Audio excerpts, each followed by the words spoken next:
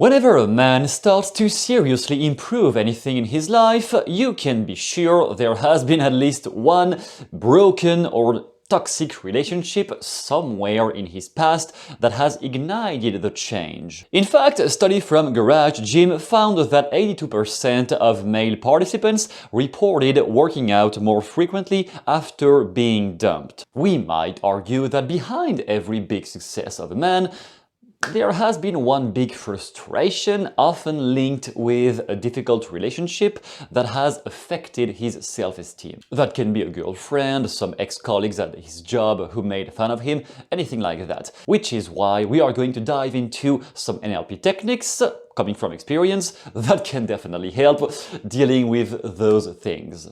First of all, why is it so hard to deal with toxic relationships and why do they keep coming back even when you thought you were done with them? Simply because behind every toxic or broken relationship there is usually a phase of your identity.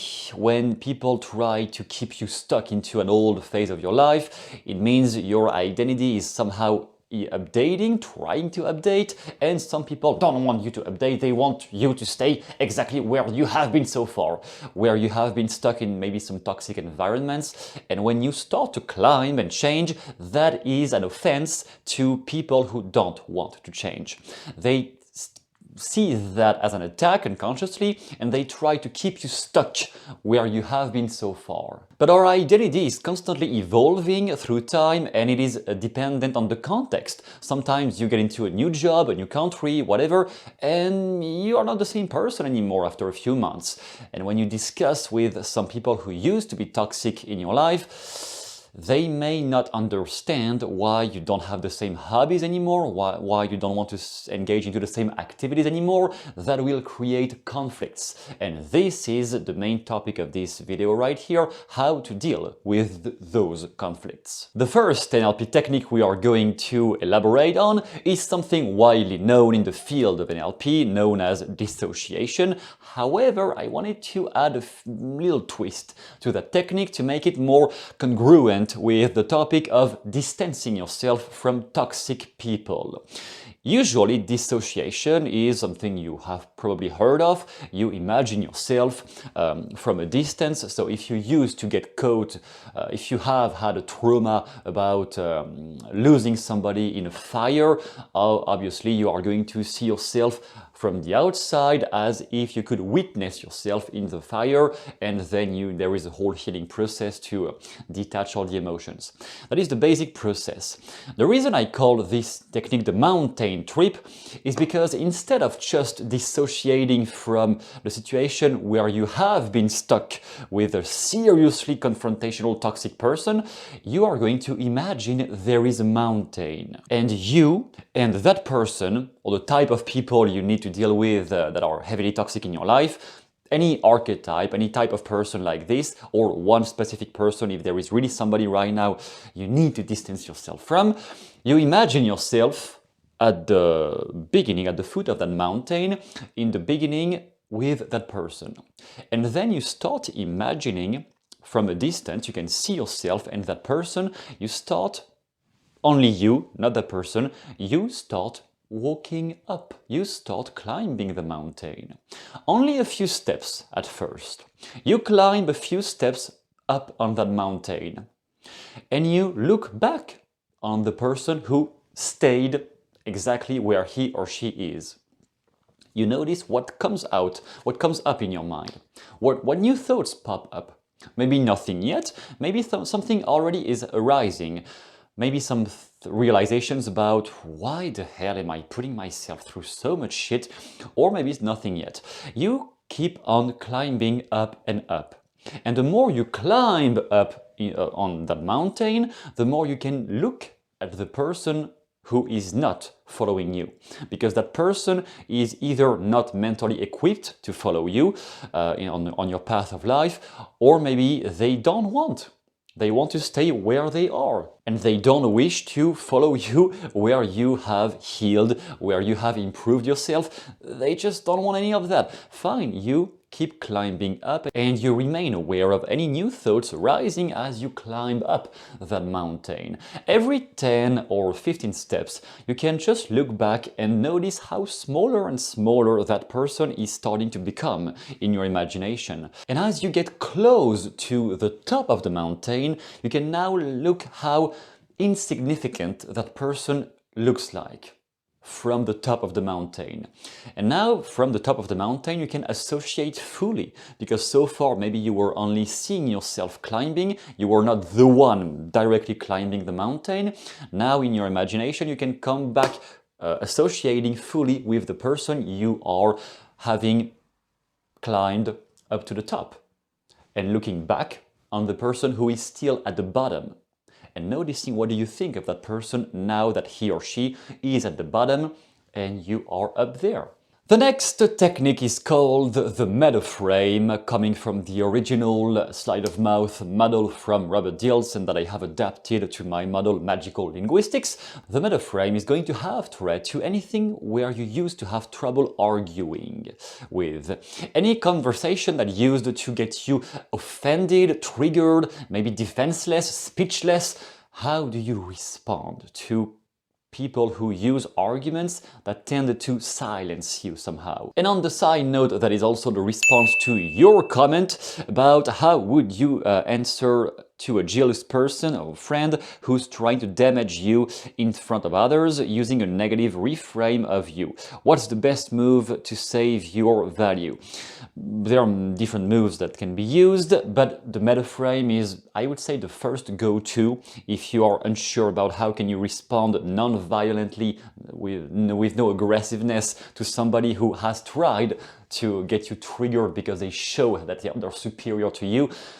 Those kinds of people, and definitely toxic people in many cases, using the meta frame is a great advantage for this. How do you use that? Basically, the most basic definition I can give is whenever somebody says anything negative about you, whenever somebody attacks you on anything your life is made of, you respond by making a comment about what they said instead of reacting to what they said. If somebody is saying anything mean to you, say anything negative about you, instead of trying to justify, no, but it's just that I didn't want to offend you, but whoa. You comment first on what they just said. For example, are you low on blood sugar right now? Why do you attack me like this? You respond by commenting on what they just said.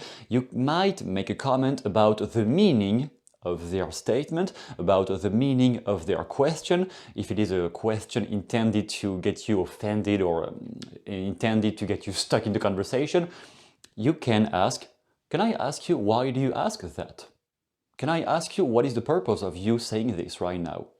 In a very non-confrontational way, just for clarification. Can you tell me why do you say that? That way you remain in control of the frame, you are the one owning the frame, hence meta frame, you are the one maintaining your value in that interaction, because you are the one commanding where this interaction is going from now, instead of reacting to the conversation like a passive victim. Now you are the one owning the conversation.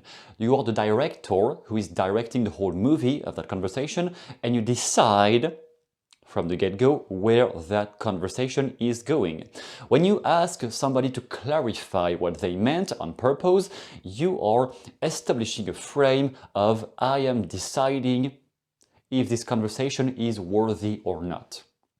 Anything you say like, can I ask you why do you say that? May I make a comment about what you just said? I don't think that is a legit thing to say to me. I do not think it is something respectful to say to me. I don't remember having said anything that was offensive to you. Can you please clarify why do you say something that might be offensive to me? And we both know what you just said was offensive to me. No, it is not only something I interpret, it is something you definitely knew, don't bullshit me, something you knew was offensive to me. Why did you say that? It's fine, maybe you have a beef against me, in which case I will listen. Passively, I will listen to you telling me what is the problem with me. If there is no problem, then why did you say that? Can you clarify? Thank you. On a slightly more aggressive note, if it is with somebody with whom you know you can push the bubble a little bit because it is a friend or somebody you really know and there is no big trouble in the conversation anyway, you might say things like, if it is in a work environment, for example, you might say, are you trying to get a raise by attacking me like this? Like, what's the matter with you? Or sometimes, since I have a legit experience in the world of therapy and coaching, many times I say things like, seems like you have a lot to get off your chest. Anything you'd like to share? Like anything you would like to talk about? Because it seems like you're dealing with a lot right now. That would be my response to somebody who has tried to attack me. I wouldn't take it personally. I would reframe as if I was the therapist right now and they're trying to get something angry. And I'm like, whoa, what's happening? Tell me about it. Every time it cancels the whole thing because either it is a shock and they are not prepared for somebody responding in that way, or because there is indeed something very tough and tense they need to get out. But since I am exactly pointing it out in a completely non-aggressive way, they are disarmed. They're like, and they don't really wish to pursue the aggressiveness because I have kind of cancelled that aggressiveness. And finally, technique number 3 is known within the field of NLP modeling. Whenever you want to model somebody, one of the main techniques you are going to use are perceptual positions, widely discussed in the book from Robert Dill's Modeling with NLP, as well as the deep trance identification by Sean Carson. You have the technique detailed in those books, although sometimes beginners don't really understand how to use it for themselves. Basically, to give you a very simplified process that anyone can use, you imagine there is one person who could deal with any toxic relationships in your life. You might take a movie actor or maybe somebody like your uncle, your dad, whoever is a kind of a strong authority figure in your life right now at this moment. You imagine that person's voice in your head whenever you need to respond to a toxic person. Any situation where you don't know how to respond because there is the kind of toxic people that you just have no clue how to deal with, or every time you try it ends up badly. Okay, same thing, we dissociate, like on technique number 1, we dissociate and you imagine there is this very authoritative person, the kind of person not many people try to attack or deal with or bully because that person is kind of frightening to some extent, or at least very authoritative. You get that person in your imagination at your position, hence perceptual positions. You shift the positions of the people involved in the situation. You imagine this person, this extremely authoritative person, is at your position in that situation where there is a toxic person to deal with. And you notice, how would that person, the authoritative one, answer to the toxic guy, girl, whatever? How would that person answer to toxic people? And listen carefully for the tone of voice they are using. Because once you have gotten a good grasp of that tone of voice, then you can answer again in the back of your head whenever you find yourself into another of those inner arguments, when you deal with people inside your head and this inner dialogue is kind of ruining your day. Then next time you pause, you remember that one extremely authoritative person and you notice, what would that person say if that person had been confronted, opposed to the toxic guy or girl I just had to deal with? What else would they say that I haven't been able to say? What else would they say that I wish I could say? And once you have at least one thought coming from that idea, from that perceptual position, then you integrate yourself in the body and mind of that authoritative person. And you imagine you are that person.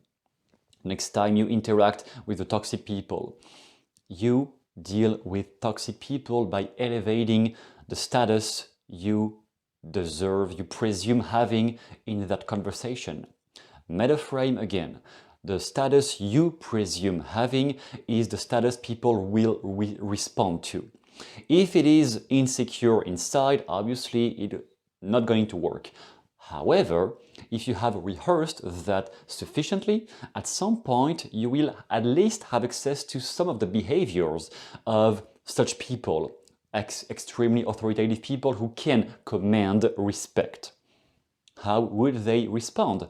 And how can you respond once you are inside their skin? With all of that in mind, you can communicate much more intelligently and much more brilliantly by downloading the document down below called The 7 Steps to Master Sleight of Mouth, which will be of great use whenever you need to distance yourself from toxic people, and also whenever you need to reframe limiting beliefs either in yourself, maybe in other people. When you try to help a friend and it's kind of going nowhere, what do you say to that person to make sure their unconscious mind starts to change with the few words you said at that moment? That document is down below in the description. You can download it right away. In the meantime, I hope you have a good day today and see you soon in the next video.